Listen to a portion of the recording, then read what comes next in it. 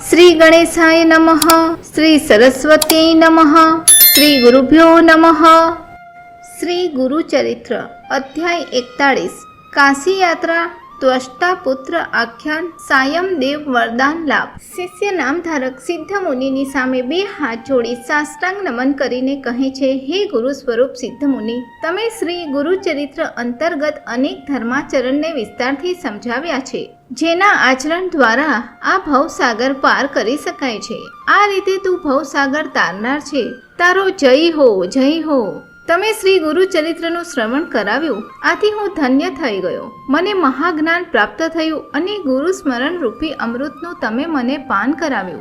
હવે મારી એક વિનંતી છે કે અમારા પૂર્વજે શ્રી ગુરુની સેવા કેવી નિષ્ઠાપૂર્વક કરી તે અમને કહો। શિષ્ય નામધારકનું વચન સાંભળી સિદ્ધ મુનિ કહે છે કે વાસર બ્રહ્મેશ્વર ગામે તમારા પૂર્વજ સાયમદેવ શ્રી ગુરુને મળ્યા હતા। તે સાયમદેવે શ્રદ્ધાપૂર્વક શ્રી ગુરુની પૂજા આરાધના કરી હતી, આથી અમારા શ્રી ગુરુ શ્રી નૃસિંહ સરસ્વતીનો અતિ સ્નેહ તેના પર હતો। વાસર બ્રહ્મેશ્વર ગામથી શ્રી ગુરુ ફરતા ફરતા દક્ષિણ દિશામાં ગાણગાપુર ક્ષેત્રે આવ્યા અને 10 દિશાઓમાં તેમની કીર્તિ ફેલાઈ। શ્રી ગુરુનો મહિમા જાણી અનેક ભક્તો શ્રી ગુરુના દર્શન કરવા આવતા અને તેમના મનમાં જે પણ કોઈ ઈચ્છા હોય તે પૂરી થતી હતી। આ પ્રમાણે ગાણગાપુરમાં શ્રી ભક્ત વત્સલ ગુરુમૂર્તિ નૃસિંહ સરસ્વતી નામે પ્રખ્યાત થયા। તમારો પૂર્વજ જે સાયમદેવ નામે હતો તેણે શ્રી ગુરુ યતિનો મહિમા સાંભળ્યો।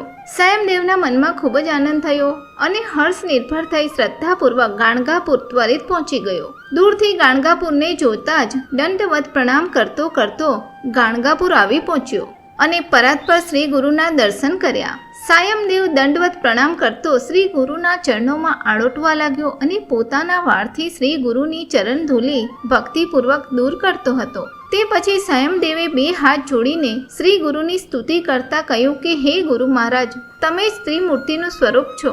હે ગુરુ મહારાજ, તમારા દર્શનથી હું સાચે જ ધન્ય થઈ ગયો છું। મારા સમસ્ત પિતૃઓ પણ કૃતાર્થ થઈ ગયા છે અને કોટી જન્મોનું મારું પાપ તારા દર્શનથી દૂર થયું છે। આમ કહીને સાયમદેવે શ્રી ગુરુને ચરણે પડ્યો। હે ગુરુમૂર્તિ નૃસિંહ સરસ્વતી, તું પરમ જ્યોતિ પરમાત્મા સ્વરૂપ છે, તું જ સાચો વિશ્વપતિ છે, તું હંમેશા અમારું રક્ષણ કર। તારો જય હો, જય હો। તારા ચરણનો મહિમા વર્ણવવા હું શક્તિમાન નથી, તું જ ભક્ત વત્સલ પરમાત્મા છે। તમારા ચરણોનો મહિમા એવો છે કે જ્યાં ચરણો હોય ત્યાં કરોડો તીર્થોનું પુણ્ય મળે છે। શ્રુતિમાં ડગલે ને પગલે એ મહિમા ચરણમ પવિત્રમ વિતતમ પુરાણમ તરીકે ગવાયેલો છે। ત્રિમૂર્તિનું મૂર્તિમંત સ્વરૂપ મેં આજે જોયું, ખરેખર તો ત્રિમૂર્તિ સ્વરૂપ છે। હાથમાં દંડ કમંડલ લઈને તેમાંથી સબ ઉપર અમૃત પ્રોક્ષણ કરીને તું ભક્તને જીવતો કરે છે। ભક્ત વત્સલ તરીકે ભક્તોનું રક્ષણ કરવું, શરણાગતનું રક્ષણ કરવું એ તારું બિરુદ છે। તે ભક્તોના પાપ અને દરિદ્રતા દૂર કરવા માટે જ દંડને ધારણ કર્યો છે। તે રુદ્રાક્ષ માળા અને ભસ્મ ધારણ કર્યા છે અને બેસવા માટે વ્યાઘ્ર ચર્મ લીધું છે। ભક્તોને ત્રાસ આપનાર પ્રતિ તારી કુદ્રષ્ટિ અગ્નિ અને સૂર્ય જેવી છે અને ચંદ્ર જેવી શીતળ અમૃત દ્રષ્ટિ ભક્તોના પોષણ માટે છે। હે નૃસિંહ સરસ્વતી જગતગુરુ, તું જ સાચું રુદ્ર સ્વરૂપ છે, તું જ ભક્તજનોને ચારેય પુરુષાર્થ પ્રાપ્ત કરાવી આપે છે। હે શ્રી ગુરુ, તું વિષ્ણુ રૂપ હોવાથી તે પીતાંબર ધારણ કર્યું છે। તારા ચરણો સમસ્ત તીર્થરૂપ છે, જે ભક્તોની બધી જ મનોકામના પૂરી કરે છે। હે ગુરુ મહારાજ, તમે વાંઝણી સ્ત્રીને કન્યા પુત્ર આપો છો, શુષ્ક કાષ્ઠને લીલાછમ વૃક્ષમાં પરિવર્તિત કરો છો, વંધ્યા ભેંસને યુજતી કરો છો। આથી સાચી અન્નપૂર્ણા તમારી પાસે જ છે। હે ગુરુમૂર્તિ, તમે સાચે જ વિષ્ણુ સ્વરૂપ છો, આથી જ તમે ત્રિવિક્રમ ભારતીને વિશ્વરૂપ બતાવ્યો। હે ગુરુ મહારાજ, તમે પૃથ્વી ઉપર અવતર્યા છો, આથી જ તમે પતિતના મુખેથી વેદોચ્ચાર કરાવ્યો। આ પ્રમાણે તમારો મહિમા ચોમેર પ્રસર્યો છે। આ પ્રમાણે વારંવાર વંદન કરીને સાયમદેવ ગદગદ કંઠથી શ્રી ગુરુની સ્તુતિ કરે છે, જેથી તેના રૂવાડા ઊભા થયા। આ પ્રમાણે સાયમદેવે આનંદાશ્રુ સાથે ભક્તિપૂર્વક નવરસથી પરિપૂર્ણ સ્તુતિ કરી। શ્રી ગુરુમૂર્તિએ સાયમદેવની સ્તુતિ સાંભળીને તેના માથા ઉપર અભય હસ્ત મૂકી આશ્વાસન આપતા કહ્યું કે તું જ મારો પરમ ભક્ત છે। તે જે પ્રકારે સ્તુતિ કરી તેનાથી મને સંતોષ છે। મારું તને એવું વરદાન છે કે જેથી તારા વંશમાં મારા અનેક ભક્તો હશે। આ પ્રમાણે શ્રી ગુરુએ સાયમદેવના માથા ઉપર હાથ મૂકીને આશીર્વાદ આપ્યા અને સંગમ તરફ જવા આજ્ઞા કરી. શ્રી ગુરુ કહે છે કે હે શિષ્ય શિરોમણી, તું સંગમમાં જઈ સ્નાન કરી અશ્વત્થની પૂજા કરજે અને તરત જ મઠમાં પાછો આવી અમારી સાથે પંગતમાં બેસીને ભોજન કરજે. આ પ્રમાણે શ્રી ગુરુએ આજ્ઞા કરતા સાયમદેવ સંગમમાં સ્નાન કરી મઠમાં પાછો આવ્યો. શ્રી ગુરુની તેણે ષોડશોપચારે ભક્તિપૂર્વક પૂજા કરી અને અનેક પકવાનોની રસોઈ બનાવીને શ્રી ગુરુને પીરસી. ભક્ત વત્સલ શ્રી ગુરુમૂર્તિએ સમસ્ત વિપ્રવૃંદમાં સાયમદેવને પોતાની નજીક ભોજન માટે બેસાડ્યો. શ્રી ગુરુનું શિષ્યો સહિત સંતોષપૂર્વક ભોજન સંપન્ન થયું અને શ્રી ગુરુ મઠમાં આનંદપૂર્વક બિરાજમાન થયા. તે વિપ્ર સાયમદેવને શ્રી ગુરુ અતિ પ્રેમથી પૂછપરછ કરે છે કે તારી સ્ત્રી અને પુત્રો ક્યાં રહે છે? શું તે બધા ક્ષેમકુશળ છે? તારું કેમ ચાલે છે? આમ આત્મીય ભાવથી શ્રી ગુરુ સાયમદેવને પૂછે છે. શ્રી ગુરુના વચનો સાંભળી સાયમદેવ વિસ્તારપૂર્વક કહે છે કે કન્યા, પુત્ર અને બંધુવર્ગ સૌ ક્ષેમકુશળ છે. ઉત્તર કાંચી નામના ગામમાં અમે શાંતિથી રહીએ છીએ. હે કૃપા સિંધુ ગુરુ મહારાજ, તારી કૃપાથી સૌ ક્ષેમકુશળ છે. મારા પુત્રો તેમજ બાંધવજનો સંસારનું ગાડું ગબડાવે છે. મને હવે એમ લાગે છે કે મારે માત્ર શ્રી ગુરુની સેવા જ કરવી જોઈએ. હે ગુરુમૂર્તિ, એવો મેં નિશ્ચય કર્યો છે કે શ્રી ગુરુની સેવા કરતા કરતા શ્રી ચરણો પાસે જ નિવાસ કરું. સાયમદેવનું વચન સાંભળી શ્રી ગુરુએ હાસ્ય કરીને કહ્યું કે અમારી સેવા બહુ કઠણ છે, કારણ કે અમે વારંવાર નિવાસ બદલીએ છીએ. કોઈક સમયે અમે જંગલમાં નિવાસ કરીએ છીએ તો ક્યારેક અમે નગરમાં નિવાસ કરીએ છીએ. અમારી સાથે રહેવાથી તને બહુ કષ્ટ થશે. તે કષ્ટ કેમ કરીને સહન કરીશ?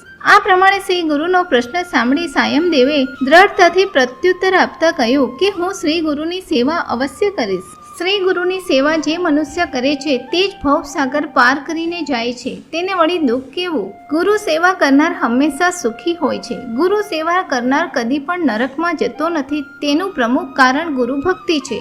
શ્રી ગુરુ મહારાજ શિષ્યને ચતુર્વિધ્ય પુરુષાર્થ પ્રાપ્ત કરાવે છે. આ પ્રમાણે સાયમદેવે ભક્તિપૂર્વક વિનયથી શ્રી ગુરુને પ્રત્યુત્તર આપ્યો, જેથી શ્રી ગુરુ નૃસિંહ સરસ્વતી સંતોષ પામ્યા. શ્રી ગુરુ વિપ્રને કહે છે કે જો તારા મનમાં ગુરુ સેવા કરવાનો દ્રઢ નિશ્ચય હોય તો જ તું ગુરુ સેવાનો સ્વીકાર કરજે.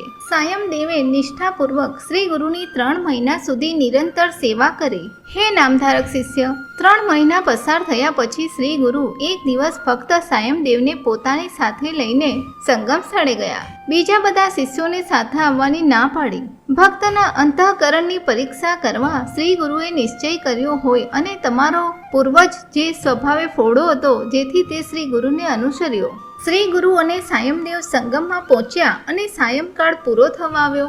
ત્યાંના અશ્વત્થ વૃક્ષની નીચે શ્રી ગુરુ ભક્ત સાથે સુખ સંવાદ કરવા બેઠા. સૂર્યાસ્ત થઈ ગયો અને શ્રી ગુરુએ વિચાર કર્યો કે સાયમદેવના દ્રઢ અંતઃકરણની પરીક્ષા કરીએ.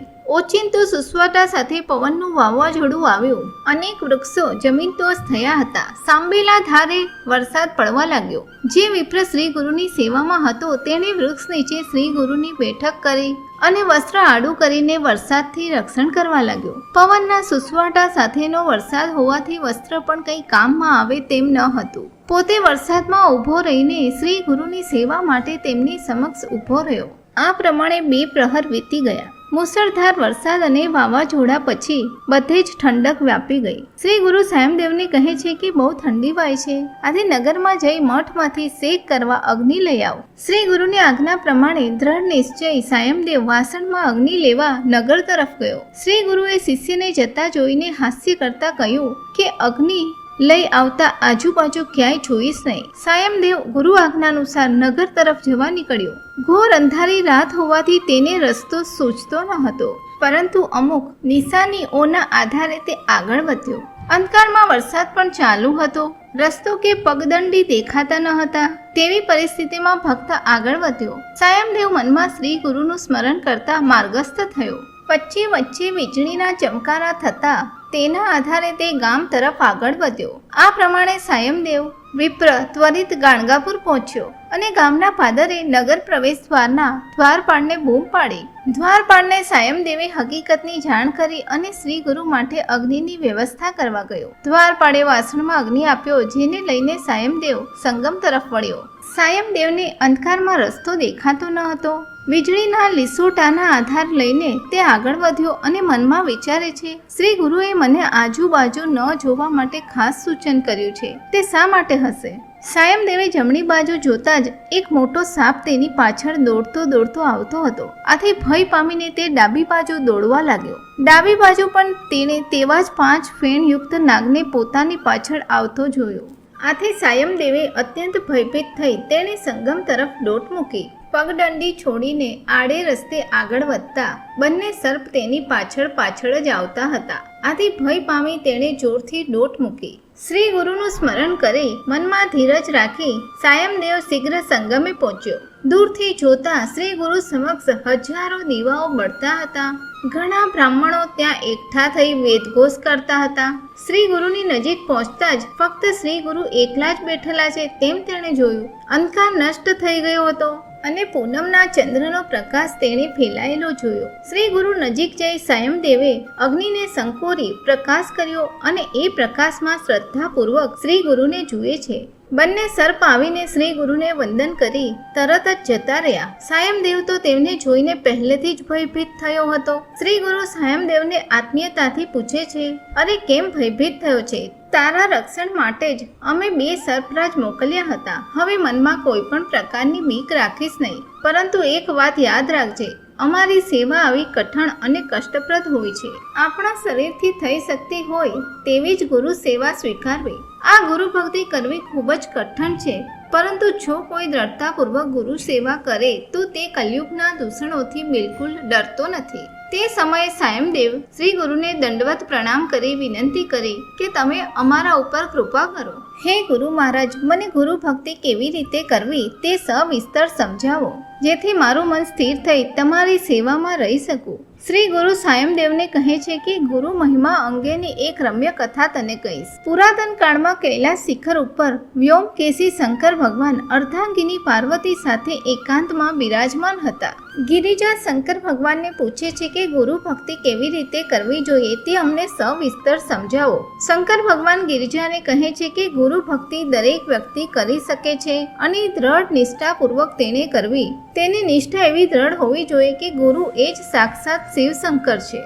બીજા બધા તપ કે અનુષ્ઠાન કરતા તેનું ફળ વિલંબથી મળવાની શક્યતા છે, પરંતુ ગુરુ ભક્તિ અત્યંત સુલભ અને તત્કાળ ફળ આપનાર છે. અનેક પ્રકારના અનુષ્ઠાનો, તપશ્ચર્યા, યજ્ઞ કે દાનનો આશ્રય લઈએ તો તેમાં અનેક વિઘ્નોની શંકા રહે છે અને સફળતા વિશે શંકા રહે છે. જે કોઈ ભક્ત ગુરુ ભક્તિ કરશે તેને તેનું ફળ ત્વરિત મળશે અને યજ્ઞ, દાન, તપ ઇત્યાદિનું ફળ પણ ગુરુ ભક્તિ કરતા અનાયાસે જ મળશે. જે લોકો ગુરુના નિવાસે આશ્રય લઈને એક નિષ્ઠાપૂર્વક શ્રી ગુરુની આરાધના કરે છે તેમને ત્વરિત સિદ્ધિ મળે છે. આ વિશેનું એક વિચિત્ર દ્રષ્ટાંત તને કહું છું. બ્રહ્માજીનો પ્રગટ અવતાર ત્વષ્ટા નામે થયો. તેને એક પુત્ર થયો જે અતિ સુંદર, કાર્યકુશળ અને ધીરજવાન હતો. તેની ઉંમર ઉપનયન સંસ્કાર આપવા યોગ્ય થઈ. ત્વષ્ટા બ્રહ્માએ વ્રતબંધ સંસ્કાર સંપન્ન કર્યો અને વિદ્યાભ્યાસ માટે ગુરુના ઘેર મોકલ્યો. ત્વષ્ટા પુત્રે શ્રી ગુરુની સેવા અનેક રીતે કરી અને સંતોષપૂર્વક રહેતો હતો. તે સમય દરમિયાન એક અપૂર્વ ઘટના બની. એક દિવસ પુષ્કળ વરસાદ પડ્યો અને શ્રી ગુરુની પર્ણશાળામાં ઠેર ઠેર પાણી ટપકતું હતું. તે સમયે શ્રી ગુરુએ શિષ્યને આજ્ઞા કરી કે અમારા માટે એક સુદૃઢ ઘરની વ્યવસ્થા કર. આપની પર્ણકુટી દર વર્ષે જીર્ણ થાય છે, આથી એવી પર્ણકુટી બનાવો જે કદી પણ જીર્ણ ન થાય. જે પર્ણકુટી તૂટે નહીં, ફૂટે નહીં, દેખાવમાં પણ મનોહર હોય અને બધા જ પ્રકારની સુખ સુવિધાયુક્ત હોય. તે જ સમયે ગુરુ પત્નીએ આવી આગ્રહપૂર્વક કહ્યું, મારા માટે તું એક એવી કંચુકી લાવજે જે સીવેલી પણ ન હોય, ગૂંથેલી પણ ન હોય અને અદ્ભુત રંગની હોવી જોઈએ, જે મારા શરીરને બંધ બેસતી હોવી જોઈએ. તે જ સમય દરમિયાન ગુરુપુત્ર આવીને કહેવા લાગ્યો કે મારા માટે એવી પાદુકા લઈ આવ જેનાથી પાણી ઉપર પણ ચાલી શકાય. તે પાદુકાને કાદવ પણ ચોંટવો ન જોઈએ અને મારા પગના માપની માપોમાપ હોવી જોઈએ. જ્યાં સંકલ્પ કરું ત્યાં લઈ જાય. એટલામાં ગુરુ કન્યા નજીક આવી અને શિષ્યની બાંય પકડીને કહેવા લાગી કે મારા માટે કાનમાં પહેરવાના સુંદર કર્ણફૂલો લઈ આવ અને ઘર ઘર રમવા માટે રમકડા લઈ આવો.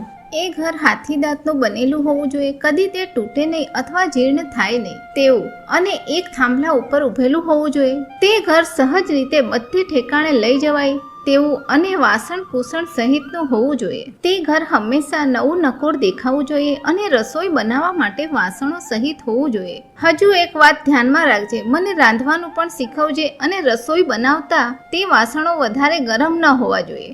રસોઈ બનાવતા વાસણો કાળા ન થવા જોઈએ.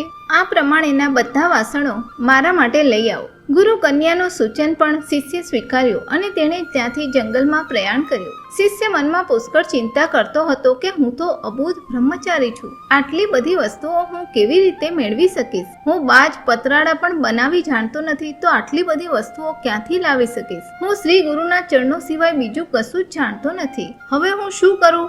મારો આધાર કોણ? શ્રી ગુરુ જ મારી સર્વ ઈચ્છાઓ પૂરી કરશે. હું કોની પાસે જાઉં? કોણ મને આશ્રય આપશે? શ્રી ગુરુ વિના મને કોઈનો આધાર નથી. જો ગુરુની આજ્ઞા ન સ્વીકારીએ તો ગુરુ તત્કાળ શાપ આપશે. હું તો અબૂધ બ્રહ્મચારી છું. આથી મેં તેમની બધી જ માંગણીઓનો સ્વીકાર કર્યો છે. હું એક સામાન્ય બાળક હોવા છતાં મેં આવી કઠોર સેવા શા માટે સ્વીકારી? હવે હું કોની પાસે જાઉં? ગુરુ વચનના પાલન માટે મેં આ સેવા સ્વીકારી. તેને પરિપૂર્ણ કરવા મારા પ્રાણને પણ વેચીશ અને ગુરુ આજ્ઞા અનુસાર ફળ મેળવીશ. આ રીતે તે બાળક ઘોર વનમાં ચિંતા કરતા કરતા આગળ વધ્યો. તે પુષ્કળ થાકી ગયો હતો અને પ્રાણ ત્યાગ કરવાનો તેનો છેવટનો નિશ્ચય હતો. રસ્તે આગળ વધતા તેને એક અવધૂત મળ્યા અને બ્રહ્મચારીને ચિંતાતુર અવસ્થામાં જોઈ તેની આત્મીય ભાવથી પૂછપરછ કરવા લાગ્યા. હે બાળક, તું કોણ છે અને ક્યાં જઈ રહ્યો છે? તું કેમ ચિંતાથી વ્યાપ્ત છે? અવધૂતના આશ્વાસનયુક્ત વચનો સાંભળી બ્રહ્મચારી તેમને વંદન કરીને કહે છે કે હે સ્વામી, મારો ઉદ્ધાર કરો. જે રીતે વાછરડાને ગાય મળે અને આનંદ થાય, તેવી જ રીતે ચિંતા સાગરમાં ડૂબેલા મને તું મળ્યો છે. હું અતિ દુઃખી હતો, પરંતુ તમને જોઈને મારું મન શાંત થઈ ગયું છે. જે રીતે ચકોર પક્ષી ચાંદનીને જોઈ તેનું મન હર્ષ પામે છે, તે જ રીતે તારા દર્શન માત્રથી હે સ્વામી મને અતિ આનંદ થયો છે. મારું પૂર્વ પુણ્ય હોવાને લીધે તું મને રત્ન ભંડાર સમાન મળ્યો છે. હે સ્વામી, તમે કયા નામે ઓળખાવ છો? અહીંયા તમારું આગમન શા કારણે થયું છે? આ નિર્જન અરણ્યમાં મને તમારા દર્શન થયા છે. આથી તું મારા માટે ઈશ્વર સ્વરૂપ છે અથવા તું મને ગુરુ સ્વરૂપે મળ્યો છે અને તારું મનોહર રૂપ જોઈને મારું અંતઃકરણ સ્થિર થયું છે. હે કૃપાળુ સ્વામી, તું ખરેખર ભક્ત વત્સલ છે. તું મને તારો દાસ સમજ. એમ કહીને બ્રહ્મચારી અવધૂતના ચરણે પડ્યો. નમન કરતા બ્રહ્મચારીને અવધૂતે આલિંગન આપી ઊભો કર્યો અને આશ્વાસન આપ્યું. બ્રહ્મચારીએ કહ્યું કે તેના ગુરુ, ગુરુ માતા, ગુરુ કન્યા તથા ગુરુ પુત્રએ માંગેલી વસ્તુઓનું વર્ણન કર્યું. હું એક અબૂધ બાળક છું અને જે કામ સફળતાપૂર્વક સાધ્ય ન કરી શકું તે કામને મેં સ્વીકાર્યું છે. આથી હું ચિંતા સાગરમાં ડૂબ્યો છું. હે સ્વામી, તમે મારો ઉદ્ધાર કરો. બ્રહ્મચારીની વાત સાંભળી અવધૂત તેને કહે છે કે તારા હિતની એક વાત તને કહું છું, જેનાથી તારું કાર્ય સિદ્ધ થશે. કાશી નગરી એક મહાન તીર્થક્ષેત્ર છે. ત્યાં જઈને વિશ્વેશ્વરની આરાધના કરતા સકલ મનોરથો પૂરા થાય છે. 50 કરોડ યોજનનો વિસ્તાર ધરાવતી પૃથ્વી છે, પરંતુ વારાણસી ક્ષેત્રનો તેમાં સમાવેશ નથી. ત્યાં વિષ્ણુ ભગવાન અને પ્રજાપતિ પણ વરદાન પામ્યા છે. બ્રહ્માજી સૃષ્ટિ રચવા માટે કાશીમાં વરદાન પામ્યા અને વિષ્ણુ ભગવાન પણ સમસ્ત સૃષ્ટિના પાલન પોષણ માટે પાલનકર્તા તરીકે વરદાન પામ્યા. કાશી ક્ષેત્ર એ મહાન તીર્થ સ્થાન છે. હે બ્રહ્મચારી, ત્યાં પહોંચતા વેત જ તારી મનોકામના પૂરી થશે. એ વિશે જરીકે શંકા રાખીશ નહીં. હે બ્રહ્મચારી, તું ત્વરિત કાશી નગરીમાં જા. તારા મનમાં જે ઈચ્છાઓ હશે તે પૂરી થઈને તું સમસ્ત વિદ્યાઓને હસ્તગત કરીશ. તું જ હવે પછીનો વિશ્વકર્મા થઈશ. કાશીમાં જઈને કાશી યાત્રા કરવાથી ચતુર્વિદ્ય પુરુષાર્થ પ્રાપ્ત થાય છે. આનાથી વધારે તારે શું જોઈએ? વિશ્વેશ્વર તરીકે પૂજાતો શંકર ભગવાન અતિ દયાળુ છે. તેની લીલા અત્યંત વિચિત્ર પ્રકારની હોય છે. કાશી ક્ષેત્રમાં આવેલા આનંદ કાનન નામના સ્થળે સર્વ લોકોની મનોકામના પૂરી થાય છે. વારાણસી નગરનું નામ કાશીપુરી છે. સમસ્ત ધર્મનું એક કેન્દ્ર બિંદુ છે અને સકળ જીવ જંતુનું મોક્ષ સ્થાન પણ છે. જે કોઈ મનુષ્ય કાશીમાં નિવાસ કરે છે તેને જોતા જ બધા દોષ પલાયન કરી જાય છે. આવો કાશીનો સ્થાન મહિમા છે. ત્યાંના નિવાસીઓનું પુણ્ય વર્ણન કરવા મારી જીહવા અશક્તિમાન છે. તેવી પુણ્ય નગરી કાશીમાં જે લોકો તીર્થયાત્રા અંતર્ગત વિચરણ કરે છે તેઓ દરેક ડગલે અશ્વમેઘ યજ્ઞનું ફળ મેળવે છે. ધર્મ, અર્થ, કામ અને મોક્ષ પૈકી જે પુરુષાર્થની તારા મનમાં આકાંક્ષા હોય તે ત્યાં પહોંચતા જ સિદ્ધ થશે તે વિશે મનમાં બિલકુલ સંદેહ રાખીશ નહીં. અવધૂતના વચનો સાંભળી બ્રહ્મચારીએ તેમને સાષ્ટાંગ વંદન કર્યા અને પૂછ્યું કે કાશી નગરી ક્યાં આવી? હું તો અહીં અરણ્યમાં છું. આનંદ કાનક સ્થળ સ્વર્ગમાં આવ્યું, પૃથ્વી ઉપર કે પાતાળમાં આવ્યું? આ સંસાર સાગર પાર કરવા માટે તું જ મારો સાચો માર્ગદર્શક છે. હે સ્વામી, મને જ્ઞાનનો ઉપદેશ આપી મારો ઉદ્ધાર કર. એવી કાશી નગરીમાં મને કોણ લઈ જશે? જો તમારે ત્યાં કામ હોય તો મને સાથે લઈ જાઓ. એમ કહીને બાળક અવધૂતના ચરણે પડ્યો. તપસ્વી અવધૂતે કહ્યું, હું તને અવશ્ય કાશી નગરી લઈ જઈશ. મનુષ્ય તરીકે જન્મીને જો તે કાશી નિવાસ ન કરે તો તેનો જન્મ વ્યર્થ છે એમ સમજજે. હે બ્રહ્મચારી, તારે લીધે મને પણ વિશ્વનાથના દર્શન થશે અને કાશી યાત્રાનું પુણ્ય મળશે. આથી ત્વરિત મારી સાથે ચાલ. મનોવેગથી અવધૂત અને બ્રહ્મચારી કાશી નગરીમાં આવ્યા અને અવધૂતે બ્રહ્મચારીને કહ્યું કે હે બાળક, તું હવે વિધિપૂર્વક કાશી યાત્રા કર. બ્રહ્મચારીએ તપસ્વી અવધૂતને કહ્યું કે હે સ્વામી, યાત્રાનું વિધાન હું જાણતો નથી. હું એક અબૂધ બાળક છું. તીર્થનો મહિમા કે તેનો વિધિ મને વિસ્તારપૂર્વક સમજાવો. સૌ પ્રથમ મણિકર્ણિકા ઘાટ ઉપર જઈને નિયમપૂર્વક સ્નાન કરવું, વિનાયકના 5 મંદિરોમાં જઈને વંદન કરવા, તે પછી વિશ્વનાથના મુખ્ય પ્રવેશ દ્વારે થઈને વિશ્વનાથ શિવલિંગના દર્શન કરવા અને ફરીથી ગંગા તીરે જઈને મણિકર્ણિકા ઘાટ ઉપર ફરીથી સ્નાન કરવું. સ્નાન કરીને મણિકર્ણિકેશ્વર શિવલિંગની પૂજા કરી કંબળાસ્વતરે સ્થાપેલા શિવલિંગની પૂજા કરવી. તે પછી વાસુકીશ્વરની પૂજા કરી પર્વતેશ્વરની પૂજા કરવી. તે પછી ગંગા કેશવની પૂજા કરવી. ત્યારબાદ લલિતા દેવીની પૂજા કરી જરાસંઘેશ્વરની ભક્તિપૂર્વક પૂજા કરવી.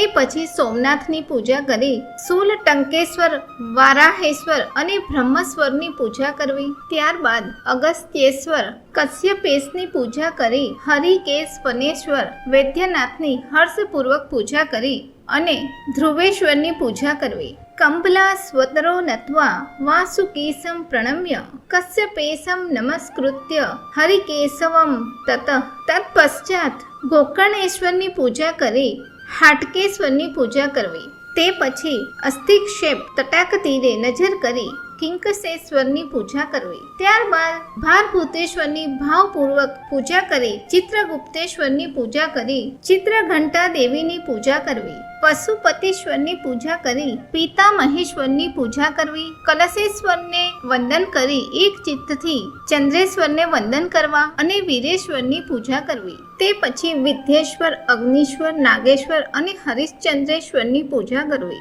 ચિંતામણી વિનાયક અને સેના વિનાયકને વંદન કરી વશિષ્ઠ વામદેવની પૂજા કરવી. તે પછી ત્રિસંધ્યેશ્વર નામના મનોહર શિવલિંગની પૂજા કરી ધર્મેશેશ્વરની પૂજા કરવી. ત્યારબાદ વિશ્વબાહુની પૂજા કરી આશા વિનાયક તેમજ વૃદ્ધ આદિત્યની મનોભાવપૂર્વક પૂજા કરવી. ચતુર્વક્ત્રેશ્વર નામનું મોટું મનોહર લિંગ છે તેની પૂજા કરી બ્રાહ્મેશ્વરની પૂજા કરવી. મનઃ પ્રકામેશ્વર અને ઈશાનેશ્વરની પૂજા કરી ચંડી અને ચંડેશ્વરની ભક્તિપૂર્વક પૂજા કરવી. ભવાની અને શંકર તેમજ ઢુંઢીરાજનું પૂજન કરી રાજરાજેશ્વરનું અર્ચન કરી લાંગલેશ્વરની પૂજા કરવી. ત્યારબાદ નકુલેશ્વરની પૂજા કરી પરાન્ન, પરદ્રવ્યેશ્વર અને પ્રતિગ્રહેશ્વરની પૂજા કરવી. નિષ્કલંકેશ્વરના મનોહર લિંગની પૂજા કરી માર્કંડેશ્વર અને અપ્સરેશ્વરની પૂજા કરવી.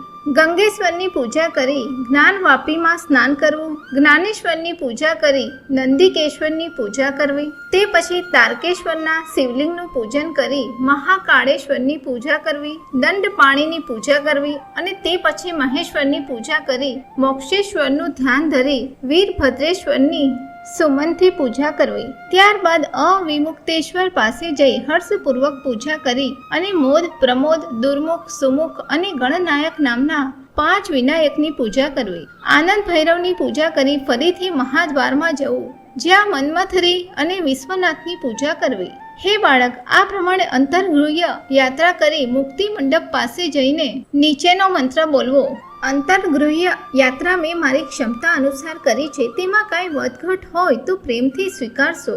આ પ્રમાણે બોલીને વિશ્વનાથને વંદન કરી ત્યાંથી દક્ષિણ માનસ યાત્રા માટે પ્રયાણ કરવું. પુનઃ મણિકર્ણિકા ઘાટ ઉપર જઈ ઉત્તર વાહિનીનું સ્નાન કરી વિશ્વનાથની પૂજા કરી યાત્રાનો સંકલ્પ કરવો. ત્યાંથી નીકળી મોદાદી પંચ વિનાયકની પૂજા કરી ઢૂંઢીરાજ ગણપતિની પૂજા કરવી, ભવાની શંકરની પૂજા કરી દંડ પાણીને નમન કરવા અને ભક્તિપૂર્વક પૂજા કરવી. ધર્મકૂપમાં સ્નાન કરી શ્રાદ્ધાદી વિધિ હર્ષપૂર્વક સંપન્ન કરવો.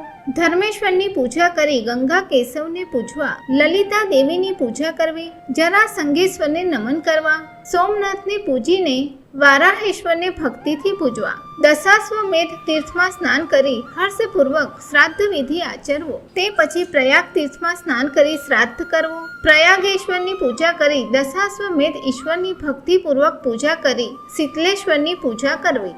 બંદી દેવીનું અર્ચન કરી સર્વેશ્વરી દેવીની મનાપૂર્વક પૂજા કરવી. ઢૂંઢીરાજની ભક્તિપૂર્વક પૂજા કરવી. તીડ ભાંડેશ્વરની પૂજા કરી રેવાકુંડમાં સ્નાન કરવું. માન સરોવરમાં પુનઃ સ્નાન કરવું. હે બ્રહ્મચારી, માનસેશ્વરની પૂજા કરી શ્રાદ્ધાદે પિતૃ તર્પણ આચરવાથી મનોકામના પૂરી થાય છે. કેદાર કુંડમાં સ્નાન કરી તર્પણ કરવું અને કેદારેશ્વરને પૂજી ગૌરી કુંડમાં સ્નાન કરવું. વૃદ્ધ કેદારેશ્વરનું પૂજન કરી હનુમંતેશ્વર તેમજ રામેશ્વરનું પૂજન કરી કૃમિકુંડમાં શ્રાદ્ધ વિધિ આચરવું. કૃમિકુંડ પછી સિદ્ધેશ્વરને વંદન કરી સ્વપ્નકુંડમાં સ્નાન કરવું અને સ્વપ્નેશ્વરનું પૂજન કરી સંગમમાં સ્નાન કરવું. સંગમેશ્વરની પૂજા કરી લોલાર્ક કૂપમાં સ્નાન કરી શ્રાદ્ધાદિ કર્મ આચરીને ગતિ પ્રદીપ ઈશ્વરની પૂજા કરવી. અર્ક વિનાયક અને પારાશરેશ્વરની પૂજા કરી હે બાળક સન્નિહત્ય કુંડમાં સ્નાન કરવું. કુરુક્ષેત્ર કુંડમાં વિશેષ પ્રકારથી સ્નાન કરી સુવર્ણાદિનું ત્યાં દાન કરવું. અમૃત કુંડમાં સ્નાન કરી દુર્ગા વિનાયકનું પૂજન કરી દુર્ગા દેવીની ભક્તિપૂર્વક પૂજા કરવી. 64 યોગિનીની એકાગ્ર મનથી પૂજા કરી કુક્કુટ દ્વિજને વંદન કરી ત્યાં મંત્ર જપવો. વારાણસ્યામ દક્ષિણે અંગે કુક્કુટો નામ વે દ્વિજ તસ્ય સ્મરણ માત્રેણ દુઃસ્વપ્ન સુસ્વપ્નો ભવેત. અર્થાત વારાણસીના દક્ષિણ ભાગમાં નિવાસ કરતા કુક્કુટ નામના દ્વિજનું સ્મરણ કરતા આપણને આવેલું ખરાબ સ્વપ્ન એ સારા સ્વપ્નનું ફળ આપવા માટે પરિણમે છે. આગળ જતા 1 માસ ઉપવાસી રહીને ગોબાઈને 3 ટકોરા મારી આગળ જવું.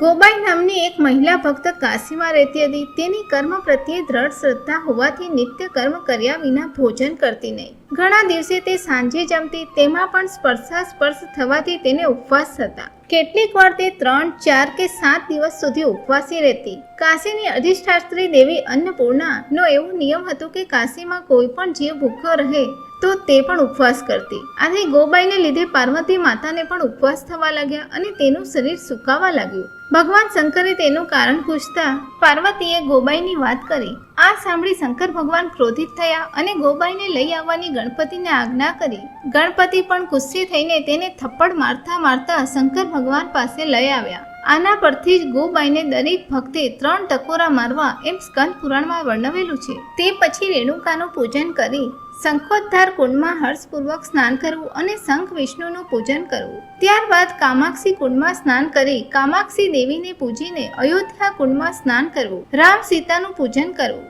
લવકુશ કુંડમાં સ્નાન કરી લક્ષ્મી નારાયણની પૂજા કરવી. સૂર્યકુંડમાં સ્નાન કરી શ્રાદ્ધ કર્મ આચરવું અને હે બાળક સાંબાદિત્યની પૂજા કરી આગળ જવું. વૈદ્યનાથ કુંડમાં સ્નાન કરી વૈદ્યનાથની પૂજા ભક્તિપૂર્વક કરવી. ગોદાવરી કુંડમાં ભક્તિથી સ્નાન કરી ગૌતમેશ્વરની પૂજા કરવી. અગસ્ત્ય કુંડમાં સ્નાન કરી અગસ્ત્યેશ્વરની ભક્તિથી પૂજા કરવી. શુક્રકૂપમાં સ્નાન કરી શુક્રેશ્વરની પૂજા કરવી અને પછી અન્નપૂર્ણાની ભાવથી પૂજા કરવી. ત્યારબાદ ઢૂંઢીરાજની પૂજા કરી જ્ઞાનવાપીમાં સ્નાન કરવું અને જ્ઞાનેશ્વરનું અર્ચન કરી દંડ પાણીની પૂજા કરવી. આનંદ ભૈરવને વંદન કરી મહાદ્વારમાં જઈને સાષ્ટાંગ નમસ્કાર કરી વિશ્વનાથનું પૂજન કરવું. અવધૂત બ્રહ્મચારીને કહે છે કે આ પ્રમાણે દક્ષિણ માનસ યાત્રા શ્રદ્ધાપૂર્વક આચરવી. હવે ઉત્તર માનસ યાત્રાનો વિધિ કહું છું. હે બાળક, સંકલ્પ કરીને ઉત્તર માનસ યાત્રા માટે તારે પ્રારંભ કરવો. પંચગંગામાં જઈને હર્ષથી સ્નાન કરવું. તેમ કરવાથી કોટી જન્મોના પાપ નષ્ટ થાય છે. પંચગંગાના 5 નામો છે: કિરણ, ધૃતપાપા, પુણ્ય સરસ્વતી, ગંગા અને યમુના.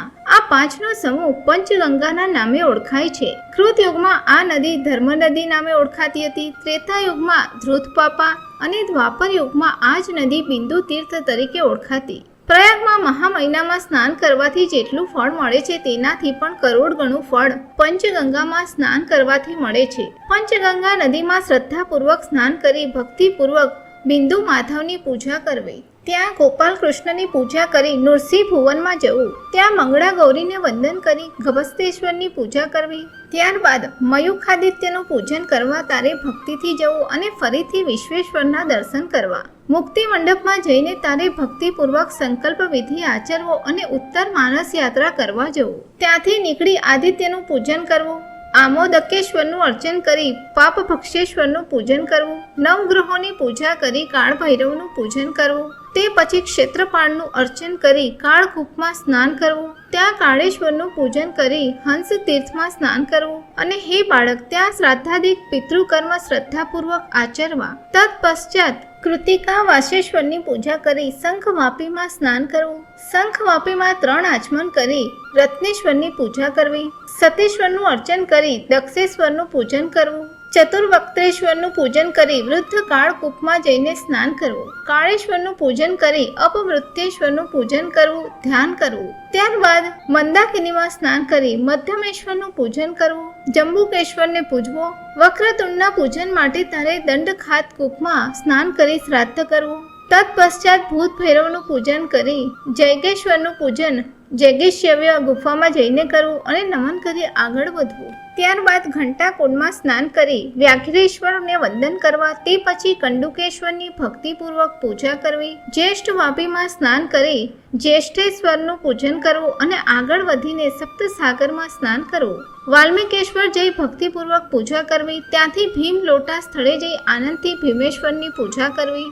માતૃ પિતૃ કુંડમાં વિધિપૂર્વક શ્રાદ્ધ કરવું અને પિશાચ મોચનનું પૂજન કરી આગળ જવું. ત્યારબાદ કપર્દીશ્વરની પૂજા કરી કર્કોટક વાપીમાં સ્નાન કરવું. કર્કોટેશ્વરની પૂજા કરી ઈશ્વર ગંગામાં સ્નાન કરી દાન કરવું. અગ્નિશ્વરનું પૂજન કરી ચક્રકુંડમાં જઈ સ્નાન કરી શ્રાદ્ધાદિક કર્મ આચરવું. ત્યારબાદ ઉત્તરાર્કની પૂજા કરી મત્સ્યોદર તીર્થમાં સ્નાન કરી ઓમકારેશ્વરનું અર્ચન કરી કપિલેશ્વરનું પૂજન કરવું. ઋણમોચન તીર્થમાં ભક્તિપૂર્વક શ્રાદ્ધ કરી પાપમોચન તીર્થમાં સ્નાન કરી શ્રાદ્ધ કરવું. કપાલ મોચન તીર્થમાં સ્નાનોપરાંત શ્રાદ્ધાદિ તર્પણ કરવું. કુલસ્તંભમાં જઈ ભક્તિપૂર્વક પૂજા કરવી. તે પછી વૈતરણી તીર્થમાં સ્નાન અને શ્રાદ્ધ કરવું તથા વિધિપૂર્વક ગોદાન આપતા બહુ જ પુણ્ય મળે છે. તે પછી કપિલધારા જઈ સ્નાન કરી શ્રાદ્ધ કરવું અને સવત્સ ગોદાન દ્વિજવરને આપવું. તે પછી વૃષભ ધ્વજનું પૂજન કરી જ્વાલા નૃસિંહને વંદન કરી વરુણા સંગમમાં જવું. ત્યાં સ્નાન અને શ્રાદ્ધ કરી કેશવાદિત્યનું પૂજન કરવું. આદિ કેશવને વંદન કરી આગળ જવું. પવિત્ર પ્રહલાદ તીર્થમાં સ્નાન કરી શ્રાદ્ધ આચરવું. પ્રહલાદેશ્વરનું પૂજન શ્રદ્ધાપૂર્વક કરવું. પિલીપિલા તીર્થમાં સ્નાન કરી ત્રિલોચનેશ્વરની પૂજા કરી અસંખ્યાતેશ્વરની પૂજા કરવી. આગળ જઈ મહાદેવની પૂજા ભક્તિપૂર્વક કરી નર્મદેશ્વરનું અર્ચન કરવું. ગંગા, યમુના, સરસ્વતીશ્વર નામના 3 શિવલિંગોની ભક્તિપૂર્વક પૂજા કરી કામતીર્થ જવું. ત્યાં કામેશ્વરનું પૂજન કરી ગોપ્રતાર તીર્થમાં સ્નાન કરી પંચગંગામાં જઈને સ્નાન કરવું. ત્યારબાદ મણિકર્ણિકામાં સ્નાન કરી જલસાઈનું પૂજન કરવું. હનુમાનને વંદન કરી મોદાદી પંચવિનાયકને વંદન કરવા. અન્નપૂર્ણાનું પૂજન કરી ઢુંઢીરાજનું પૂજન કરી જ્ઞાનવાપીમાં સ્નાન કરી જ્ઞાનેશ્વરનું પૂજન કરવું. ત્યારબાદ દંડપાણીનું પૂજન કરી મોક્ષ લક્ષ્મી વિલાસનું પૂજન કરવું. તે પછી પંચ પાંડવ અને દ્રૌપદી ધ્રુપદ વિનાયકનું પૂજન કરવું. ત્યારબાદ આનંદ ભૈરવનું પૂજન કરી હર્ષયુક્ત અવિમુક્તેશ્વરની પૂજા કરી વિશ્વનાથ સન્મુખ જઈ આ પ્રમાણેનો શ્લોક બોલવો. ઉત્તર માનસ યાત્રેયમ યથા વધામયા કૃતા ન્યૂનાતિ રિક્તયા સંભો પ્રિયતા મનયા વિભો. અર્થાત ઉત્તર માનસ યાત્રા મેં યથામતી આચરી છે. તેમાં કોઈ પણ પ્રકારની ન્યૂનતા કે અધિકતા થઈ હોય તો પણ હે શંભુ તેનો પ્રેમથી સ્વીકાર કરો. આ પ્રમાણે મંત્ર બોલીને સાક્ષાત દંડવત પ્રણામ કરીને પંચક્રોશ યાત્રા માટે પ્રયાણ કરવું. મનમાં સંકલ્પ કરી સ્વર્ગદ્વાર ભુવન જવું અને ગંગા કેશવથી નીકળી હરિશ્ચંદ્ર મંડપ તરફ જવું. મણિકર્ણિકા પાસે સ્વર્ગદ્વાર આવેલું છે, ત્યાં જઈને વિધિપૂર્વક સંકલ્પ કરવો. આગલે દિવસે હવિષ્યાન્ન આરોગી પવિત્રતાપૂર્વક પ્રાતઃકાળમાં ગંગામાં સ્નાન કરવું. તે પછી ઢુંઢીરાજની પ્રાર્થના કરી ફરીથી દર્શન આપજે એમ કરુણ વચનોથી વિનંતી કરવી. ગંગાને વંદન કરી વિશ્વનાથ ભુવન જઈ ભવાની શંકરનું પૂજન કરવું. મુક્તિ મંડપમાં જઈને નમન કરી ઢુંઢીરાજની પૂજા માટે પાછા આવવું. ફરી પાછા મહાદ્વારમાં આવવું અને વિશ્વેશ્વરની પૂજા કરી મોદાદી પંચ વિઘ્નેશ્વર સર્વને નમન કરી દંડપાણી આનંદ ભૈરવની પૂજા કરી મણિકર્ણિકા ઘાટ ઉપર પાછા જઈ મણિકર્ણકેશ્વરની પૂજા કરી સિદ્ધિ વિનાયકનું પૂજન કરવું. તત્પશ્ચાત ગંગા કેશવને પૂજીને લલિતા દેવીને વંદન કરીને જરાસંઘેશ્વરનું સ્વરૂપ ધ્યાનમાં આણવું. દાલભ્યેશ્વરની પૂજા કરવી. ત્યારબાદ સોમનાથની પૂજા કરી શૂલટંકેશ્વરની પૂજા કરી વારાહેશ્વરની પૂજા કરવી. દશાશ્વમેઘની પૂજા કરવી. બંદી દેવીને વંદન કરી સર્વેશ્વરના દર્શન કરી કેદારેશ્વરનું ધ્યાન કરવું અને હનુમંતેશ્વરની પૂજા કરવી. ત્યારબાદ સંગમેશ્વરની પૂજા કરી લોલાર્કેશ્વરનું પૂજન કરી અર્ક વિનાયકને પૂજવા અને દુર્ગા કુંડમાં સ્નાન કરવું. ત્યાં દુર્ગા દેવીનું પૂજન કરી દુર્ગા વિનાયકનું ધ્યાન કરી ફરીથી દર્શન આપજો એવી પ્રાર્થના કરવી. વિશ્વક્સેન ઈશ્વરનું પૂજન કરી કરદમ તીર્થમાં હર્ષપૂર્વક સ્નાન કરી કરદમેશ્વરની પૂજા કરી આગળ વધવું. કરદમકૂપ નજીક જઈ સોમનાથનું પૂજન કરવું. હે બ્રહ્મચારી, ત્યારબાદ વિરૂપાક્ષ લિંગની પૂજા કરવી. નીલકંઠેશ્વરની પૂજા કરી ભક્તિપૂર્વક હાથ જોડવા અને કરદમેશ્વરનું સ્મરણ કરવું. પુનઃ દર્શન આપજો એમ ભક્તિપૂર્વક કહી ત્વરિત નાગનાથની પૂજા માટે જવું. હે બાળક, ત્યારબાદ ચામુંડાની પૂજા કરી મોક્ષેશ્વરની અને કારુણેશ્વરની ભક્તિપૂર્વક પૂજા કરવી. તે પછી વીરભદ્રની પૂજા માટે બીજી દુર્ગા માતા પાસે જઈ પૂજા કરી વિકટા દુર્ગા દેવીની શ્રદ્ધાપૂર્વક પૂજા કરવી. તે પછી ઉન્મત્ત ભૈરવનું પૂજન કરી પ્રખ્યાત કાળકૂટ દેવ તેમજ વિમલા દુર્ગાની પૂજા કરવી. ત્યારબાદ મહાદેવની પૂજા કરી નંદિકેશ્વરની પૂજા કર્યા પછી ભૃંગેશ્વરની પૂજા કરવી.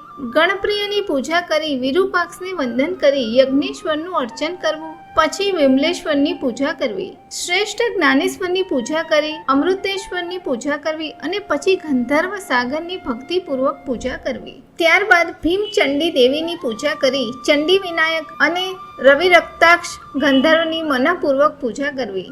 નરકાળવતારકની પૂજા કરી ભીમચંડીને તારે વિનંતી કરવી કે પુનઃ દર્શન આપજે. ત્યારબાદ હે બ્રહ્મચારી, એક પાદ વિનાયકની આગળ ભૈરવ અને ભૈરવીની પૂજા કરજે. તત્પશ્ચાત ભૂતનાથ, સોમનાથ અને કાલનાથની પૂજા કર્યા બાદ કપર્દેશ્વર લિંગની પૂજા કરવી. નાગેશ્વર, કામેશ્વર અને આગળ જતા ગણેશ્વરની પૂજા કરી વીરભદ્રેશ્વર અને ચતુર્મુખ વિનાયકનું પૂજન કરવું. તે પછી દેહલી વિનાયકની પૂજા કરી ષોડશ વિનાયક તેમજ ઉદ્દંડ ગણેશની ભક્તિપૂર્વક પૂજા કરવી. ઉત્કલેશ્વરનું મહાન લિંગ છે તેમજ એકાદશ રુદ્ર તેમજ રુદ્રાણીનું પણ પૂજન કરવું. રુદ્રાણીનું સ્થળ તપોભૂમિમાં આવેલું છે. તે પછી રામેશ્વરનું આનંદથી પૂજન કરી સોમનાથને પૂજવા. ત્યારબાદ ભરતેશ્વર, લક્ષ્મણેશ્વર, શત્રુઘ્નેશ્વરની પૂજા કરી ધ્યાવા ભૂમેશ્વરનું અર્ચન કરવું.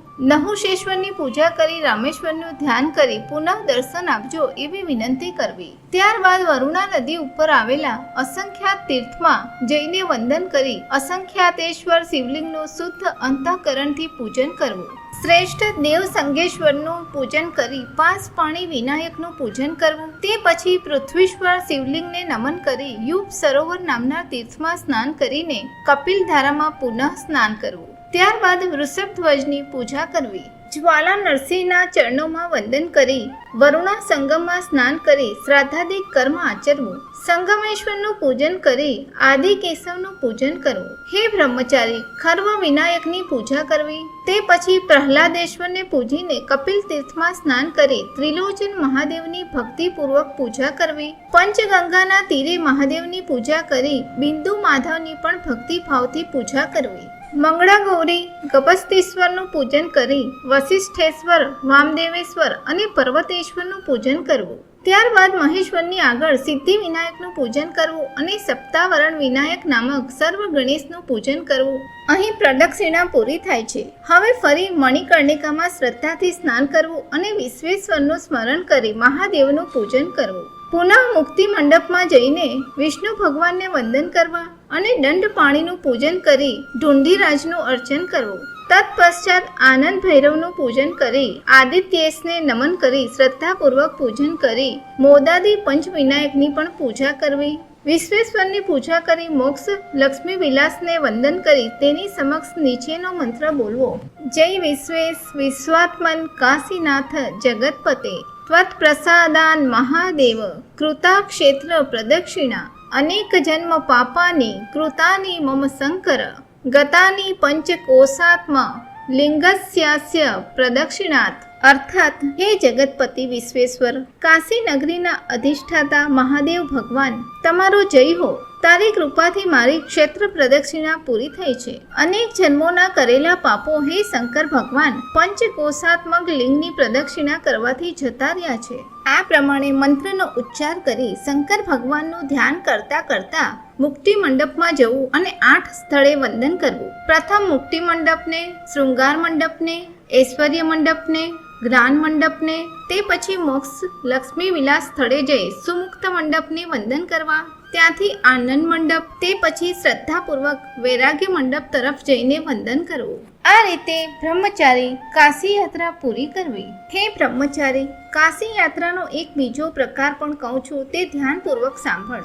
જે લોકોએ રોજની કાશી યાત્રા કરવી હોય તેનો વિધિ કહું. માથાબોળ સ્નાન કરી પવિત્ર થઈ ચક્ર પુષ્કરણીમાં દેવ અને પિતૃઓનું તર્પણ કરી બ્રાહ્મણ પૂજા કરવી. ત્યારબાદ ત્યાંથી નીકળી ધ્રુપદાદિત્યેશ્વરની પૂજા કરી ધ્રુપદેશ્વરને વંદન કરી શ્રી વિષ્ણુની પૂજા કરવી. ત્યારબાદ દંડ પાણીને વંદન કરી મહેશ્વરનું પૂજન કરવું. આગળ જઈ ઢુંઢીરાજનું પૂજન કરવું. જ્ઞાનવાપીમાં સ્નાન કરી નંદિકેશ્વરનું પૂજન કરી તારકેશ્વરને પૂજીને આગળ જવું. તે પછી મહાકાળેશ્વરની શ્રદ્ધાથી પૂજા કરી દંડ પાણીની દ્રઢ મનથી પૂજા કરવી. તે પછી વિશ્વેશ્વરની યાત્રા કરવી અને એકમના દિવસે ઓમકારેશ્વરની પૂજા કરવી. તે પછી મત્સ્યોદર તીર્થમાં એકમના દિવસે સ્નાન કરી ત્રિલોચન અને મહાદેવ નામના 2 શિવલિંગ છે તે શિવલિંગની પૂજા બીજ અને ત્રીજના દિવસે કરવી. ચોથના દિવસે કૃતિવાસ શિવલિંગની પૂજા કરવી. પાંચમના દિવસે રત્નેશ્વરનું પૂજન કરવું. છઠના દિવસે ચંદ્રેશ્વરનું, સાતમના દિવસે કેદારેશ્વર, આઠમના દિવસે ધર્મેશ્વર, નવમના દિવસે વીરેશ્વર શિવલિંગનું પૂજન કરવું જે મહાપુણ્યદાયક છે. દસમના દિવસે કામેશ્વર, 11ના દિવસે વિશ્વકર્મેશ્વર, 12ના દિવસે મણિકર્ણિકા ઘાટ ઉપર જઈને મણિકર્ણિકેશ્વરનું પૂજન કરવું. 13ના પ્રદોષ સમયે અવિમુક્તેશ્વર શિવલિંગનું પૂજન કરવું અને 14ના દિવસે વિશ્વેશ્વરનું પૂજન કરવું. જે કોઈ કાશીમાં નિવાસ કરતો મનુષ્ય હશે તેણે આ પ્રકારે યાત્રા કરવી, નહીં તો તેને અનેક વિઘ્નોનો સામનો કરવો પડે છે. શુક્લ પક્ષમાં એટલે કે અજવાળિયામાં આ પ્રમાણે યાત્રા કરવી અને કૃષ્ણ પક્ષમાં કેવી રીતે યાત્રા કરવી તે હું તને કહું છું. 14ના દિવસથી દરરોજ પૃથક રીતે યાત્રા કરવી. વરુણા નદીમાં સ્નાન કરી શૈલેશ્વરનું દર્શન કરી સંગમેશ્વરનું પૂજન કરવું અને સંગમમાં તે દિવસે સ્નાન કરવું. સ્વલિન તીર્થમાં સ્વલિનેશ્વરની પૂજા કરી મંદાકિનીમાં આવી મધ્યમેશ્વરની પૂજા કરવી. મણિકર્ણિકામાં સ્નાન કરી ઈશાનેશ્વર અને હિરણ્ય ગર્ભેશ્વર નામના 2 શિવલિંગ છે તેમનું પૂજન કરવું. તે પછી ધર્મકૂપમાં સ્નાન કરી ગોપ્રેક્ષેશ્વરની પૂજા કરવી. હે બ્રહ્મચારી, એ પછી કપિલધારા તીર્થમાં ભક્તિભાવથી સ્નાન કરવું અને વૃષભધ્વજ શિવલિંગની 7મા દિવસે પૂજા કરવી. ઉપશાંત કૂપમાં ભક્તિપૂર્વક સ્નાન કરીને ઉપશાંતેશ્વરની પૂજા તે દિવસે કરવી. પંચચૂડા તળાવમાં શંકર ભગવાનનું ધ્યાન કરતા કરતા સ્નાન કરવું અને જ્યેષ્ઠેશ્વર શિવલિંગનું પૂજન 7મા દિવસે કરવું. ચતુર સમુદ્ર કૂપમાં સ્નાન કરી સમુદ્રેશ્વરની આનંદથી તે દિવસે પૂજા કરવી. ભગવાન સમક્ષ જે કૂપ છે ત્યાં સ્નાન કરીને શુક્રેશ્વરની પૂજા કરવી. દંડખાત તીર્થમાં આનંદથી સ્નાન કરો અને વ્યાઘ્રેશ્વરનું તમે તે દિવસે પૂજન કરો. સૌનકેશ્વર તીર્થમાં સ્નાન કરી સૌનકેશ્વર શિવલિંગની પૂજા કરો. તે પછી જંબુક તીર્થમાં સ્નાન કરી જંબુકેશ્વરનું પૂજન કરવું. અહીં 14 શિવલિંગો છે. શુક્લ અને કૃષ્ણ પક્ષની 8મી તિથિએ કયા શિવલિંગનું પૂજન કરવું તે હવે તમને કહું છું. પ્રથમ દક્ષેશ્વર, પછી પાર્વતીશ્વર, ત્રીજા પશુપતિશ્વર, ચોથા ગંગેશ્વર, તે પછી નર્મદેશ્વરની શ્રદ્ધાભાવથી પૂજા કરવી. તે પછી ગભેસ્તેશ્વર, સતીશ્વર, મધ્યમેશ્વર, ત્યારબાદ તારકેશ્વર. આમ એકંદરે 9 શિવલિંગોની પૂજા કરવી. આ ઉપરાંત પણ 11 શિવલિંગો છે, તેમના દર્શન નિત્ય યાત્રામાં કરવા જોઈએ. તેમના નામ ક્રમશઃ આગ્નિગ્રેસ, ઉર્વશીશ્વર, નકુલેશ્વર, આષાઢેશ્વર, ભારભૂતેશ્વર, લાંગલીશ્વર, ત્રિપુરાંતકેશ્વર, મનઃપ્રકામેશ્વર, પ્રીતિકેશ્વર, મદાલેશ્વર, તિલપર્ણેશ્વરની ભક્તિપૂર્વક પૂજા કરવી. હવે શક્તિ યાત્રા વિધિપૂર્વક કેવી રીતે કરવી તે કહું છું. શુક્લ પક્ષની તૃતીયાના દિવસે 9 શક્તિપીઠોની યાત્રા કરવી. શૃંગાર ગૌરી અને સૌભાગ્ય ગૌરીને કેટલાક લોકો એક જ ગણીને 8 શક્તિપીઠોની ગણતરી કરે છે. ગોપ્રેક્ષ તીર્થમાં સ્નાન કરીને મુખ નિર્માલિકાનું ભક્તિભાવથી પૂજન કરવું. જ્યેષ્ઠ વાપીમાં સ્નાન કરી જ્યેષ્ઠા ગૌરીનું પૂજન કરવું. જ્ઞાન વાપીમાં સ્નાન કરી શૃંગાર ગૌરી અને સૌભાગ્ય ગૌરીનું પૂજન કરવું. વિશાળ ગંગામાં સ્નાન કરી વિશાલાક્ષી ગૌરીનું પૂજન કરવું. લલિતા તીર્થમાં સ્નાન કરીને લલિતા દેવીની પૂજા કરવી. ભવાની તીર્થમાં સ્નાન કરીને ભવાની માતાની પૂજા કરવી. બિંદુ તીર્થમાં સ્નાન કરીને મંગળા ગૌરીની પૂજા કરવી. આટલી દેવીઓની પૂજા કર્યા પછી મહાલક્ષ્મી ગૌરીની પૂજા કરવી. ચોથના દિવસે ખર્વ ગણેશની પૂજા કરવી. બ્રાહ્મણને મોદકનું દાન આપવું. આમ કરવાથી તીર્થવાસીને વિઘ્ન નડતું નથી. મંગળવાર અને રવિવારના દિવસે તેમજ છઠ્ઠી તિથિ હોય ત્યારે ભૈરવની યાત્રા કરવી. રવિવાર અને સાતમના દિવસે સૂર્યની યાત્રા કરવી. કાશીમાં 12 સૂર્યો છે, જેમાં લોલાર્ક, ઉત્તરાર્ક, સંવાદિત્ય, દ્રૌપદાદિત્ય, મયુખાદિત્ય, બખોલ્કાદિત્ય, અરુણાદિત્ય, વૃદ્ધાદિત્ય, કેશવાદિત્ય, વિમલાદિત્ય, ગંગાદિત્ય અને યમાદિત્ય. 8મ અને 9મના દિવસે ચંડી યાત્રા કરવી. અંતર્ગૃહ્ય યાત્રા તારે દરરોજ કરવી, જેનું વર્ણન કાશી ખંડમાં આપવામાં આવેલ છે. આ પ્રમાણે હે બ્રહ્મચારી, કાશી વિશ્વનાથની યાત્રા પવિત્રતા પૂર્વક કરવી અને પોતાના નામથી સોમસૂત્રી પ્રદક્ષિણા થાય તે રીતે શિવલિંગની પ્રતિષ્ઠા કરવી. આ પ્રમાણે તે અવધૂતે બ્રહ્મચારીને કાશી વિશ્વેશ્વરની યાત્રા વિધિપૂર્વક કેવી રીતે કરવી એ સમજાવ્યું અને તેમ કરતા તેની મનોકામના પૂરી થશે. હે બ્રહ્મચારી, જો ગુરુની કૃપા તારા પર હોય તો શંકર ભગવાન તારા ઉપર પ્રસન્ન થશે તેવો નિશ્ચય મનમાં રાખી હંમેશા ગુરુ સ્મરણ કરતો રહેજે. આટલું કહીને તપસ્વી અવધૂત અદ્રશ્ય થયા. ત્યારે બ્રહ્મચારીને લાગ્યું કે મારા ગુરુ જ તપસ્વીનું રૂપ લઈને આવ્યા હતા, અથવા ગુરુએ કૃપા કરી હોવાથી પ્રત્યક્ષ ઈશ્વર જ મારી મદદે આવ્યા. હવે મારું કાર્ય ચોક્કસ સફળ થશે એમ બ્રહ્મચારી મનમાં વિચારવા લાગ્યો. મેં શંકરની આરાધના કરી ન હોવા છતાં શ્રી ગુરુ કૃપાથી શંકર મારા ઉપર પ્રસન્ન થયા. આથી એક વાત ચોક્કસ છે કે જેની ઉપર ગુરુ કૃપા હોય તેની સકળ કામના સિદ્ધ થાય છે. બધા જ દેવતાઓ કશું પણ તેમને અર્પણ કર્યા વિના ભક્તને પાછું આપતા નથી. શંકર ભગવાન જ એક એવા ભગવાન છે જે ગુરુ કૃપાથી પણ રીઝે છે. આમ યજ્ઞ, તપસ્યા કે દાન આપ્યા વગર વિશ્વેશ્વર મારા ઉપર પ્રસન્ન થયા, કેમ કે પ્રથમ મારા ગુરુ મારા ઉપર પ્રસન્ન થયા. આ પ્રમાણે શ્રી ગુરુ સ્મરણ કરતા કરતા ત્વષ્ટા પુત્રે ત્વરિત વિધિપૂર્વક ભક્તિભાવથી કાશી યાત્રા સંપન્ન કરી. કાશી યાત્રાને લીધે બ્રહ્મચારી ઉપર શંકર ભગવાન પ્રસન્ન થયા અને ભક્ત સામે ઊભા રહ્યા. શંકર ભગવાનને પ્રસન્ન થઈ બ્રહ્માજીના પુત્ર ત્વષ્ટાને કહ્યું કે તારે જે જોઈએ તે વરદાન માંગી લે. ત્વષ્ટા પાસે તેના શ્રી ગુરુએ તેમજ ગુરુ માતાએ, ગુરુ કન્યા અને ગુરુ પુત્રે જે વસ્તુ માંગી હતી તે શંકર ભગવાનને જણાવી. શંકર ભગવાને તેની ઈચ્છા મુજબનું વરદાન આપી કહ્યું, તું સર્વ વિદ્યામાં પારંગત થઈશ. તે ગુરુ ભક્તિ કરી તેથી હું તૃપ્ત થયો છું. બધી જ વિદ્યાઓ તને હસ્તગત રહેશે અને તું જ ભવિષ્યમાં વિશ્વકર્મા થઈશ. ચતુર્વિદ્ય પુરુષાર્થ તું પ્રાપ્ત કરીશ અને સૃષ્ટિની રચના કરવા માટે તું સમર્થ થઈશ. બ્રહ્મા પુત્ર ત્વષ્ટા આવું વરદાન પામી ધન્ય ધન્ય થયો અને તેણે પોતાના નામના શિવલિંગની સ્થાપના કરી. આ પ્રમાણે કાશી યાત્રા પૂરી કરીને ત્વષ્ટા ગુરુ ગ્રહે પાછો ફર્યો. સોલ પાણી જો પ્રસન્ન થાય તો તેનું શું બાકી રહે? જે વસ્તુ ગુરુએ, ગુરુ માતાએ, ગુરુ પુત્ર પુત્રીએ મંગાવી હતી તે સર્વ વસ્તુઓની તેણે સોંપણી કરી અને વંદન કર્યા. શ્રી ગુરુને આથી અતિ આનંદ થયો અને તેમના મુખેથી શબ્દો સરી પડ્યા. હું તારી ભક્તિથી સંતોષ પામ્યો છું. તું જ્ઞાન સંપન્ન થા, તો સર્વ વિદ્યાઓમાં કુશળ થઈશ. 8 પ્રકારના ઐશ્વર્યને ભોગવીશ અને હે શિષ્ય શિરોમણી, તને ત્રિમૂર્તિ પણ વશ થશે. તે મારા માટે ઘર બાંધ્યું, અનેક પ્રકારની વસ્તુઓ અને રમકડા લઈ આવ્યો. તું ચિરંજીવ થા અને સૂર્ય ચંદ્ર રહે ત્યાં સુધી તારી નામના રહેશે. તારી ચતુરાઈથી તું સ્વર્ગલોક, મૃત્યુલોક અને પાતાળ લોકની રચના કર. તું 14 વિદ્યા અને 64 કળાનો જ્ઞાતા થઈશ. અષ્ટ સિદ્ધિઓ અને નવનિધિ તને વશ રહેશે. ચિંતા કે કષ્ટ કદી પણ તું ભોગવીશ નહીં. આ પ્રમાણે શ્રી ગુરુએ તેને વરદાન આપ્યું. વરદાન પામીને ત્વષ્ટા મહાજ્ઞાની થઈને સફળ વિશ્વકર્મા તરીકે નામના પામ્યો. આમ શંકર ભગવાન પાર્વતીને કહે છે કે જે શિષ્ય દ્રઢ નિષ્ઠાથી ગુરુ ભક્તિ કરે છે તેની સર્વ મનોકામના પૂરી થાય છે. આ ભવસાગરને પાર કરાવનાર એક સદગુરુ સમર્થ છે. ત્રિમૂર્તિ પણ તેમને આધીન છે. આ જ કારણથી વેદ શાસ્ત્રોના સિદ્ધાંત અનુસાર ત્રિમૂર્તિ એ સદગુરુનું બીજું સ્વરૂપ છે. ગુરુનો મહિમા અપાર છે. જેને દેવ પ્રત્યે જેટલી ભક્તિ હોય તેટલી જ ભક્તિ ગુરુ પ્રત્યે હોય તે જ ગુરુ મહિમાને સાચી રીતે સમજી શકે છે.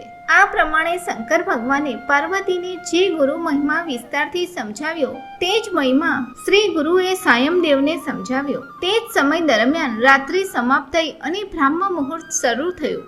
ગુરુ કૃપા રૂપી જ્યોતથી ચિંતા રૂપી અંધકાર નષ્ટ થયો. સાયમદેવે શ્રી ગુરુને નમસ્કાર કર્યા અને શિષ્યોને સદબુદ્ધિ આપનાર એકમાત્ર તું જ ગુરુ છે એમ કહીને વંદન કર્યા. શ્રી ગુરુને વિનયપૂર્વક વંદન કરતા સાયમદેવ કહે છે, હે ગુરુ, તે મને જે કથા સંભળાવી તે અપૂર્વ છે.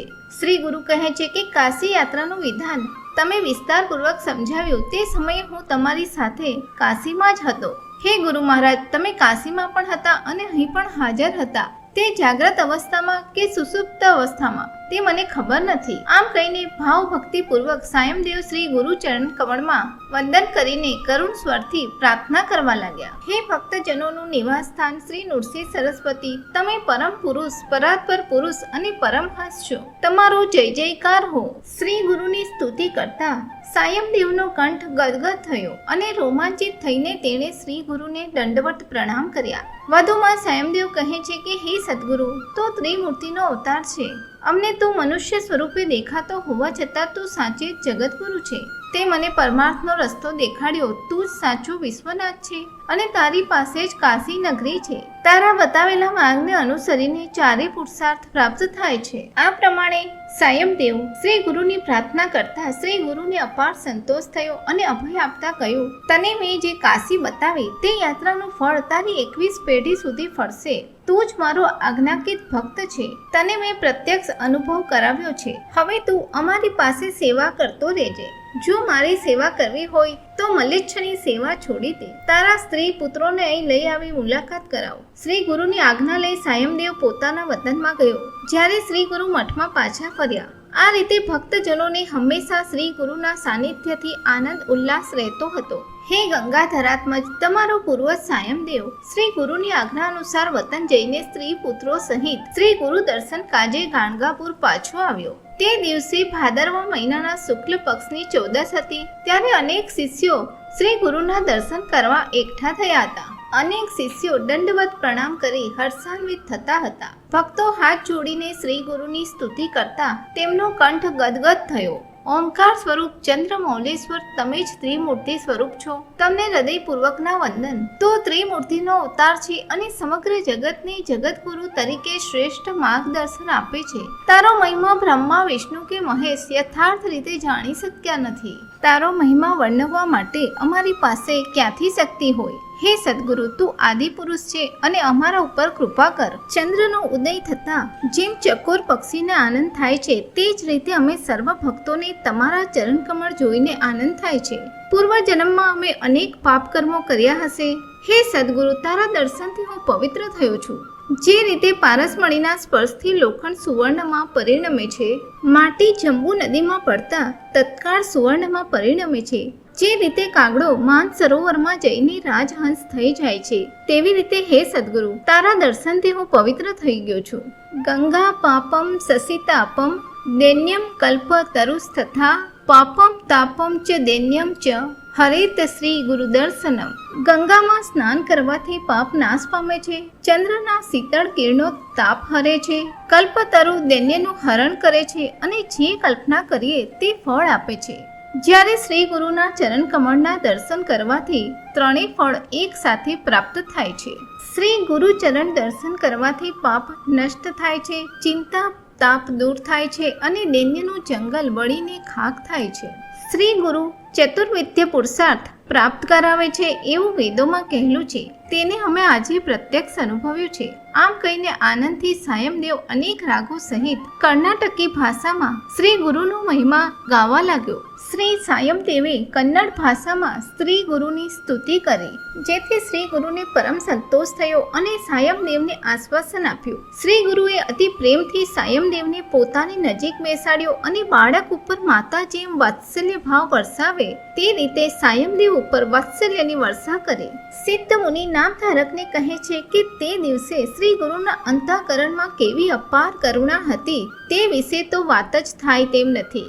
પોતાના સ્ત્રી પુત્ર પ્રતિ જે આત્મીયતાથી પૂછપરછ કરે તે રીતે શ્રી ગુરુ તારા પૂર્વજની પૂછપરછ કરતા હતા. શ્રી ગુરુએ તેના ઘર વિશે, સ્ત્રી પુત્ર વિશે ક્ષેમ કુશળ પૂછ્યા અને સાયમદેવે વિસ્તારપૂર્વક કથન કર્યું. સાયમદેવની સ્ત્રીએ પણ શ્રી ગુરુને વંદન કર્યા અને તેના બંને પુત્રોએ પણ શ્રી ગુરુના ચરણોને વંદન કર્યા. સાયમદેવના જ્યેષ્ઠ પુત્રનું નામ નાગનાથ હતું. તેના ઉપર શ્રી ગુરુને અત્યંત પ્રેમ હતો.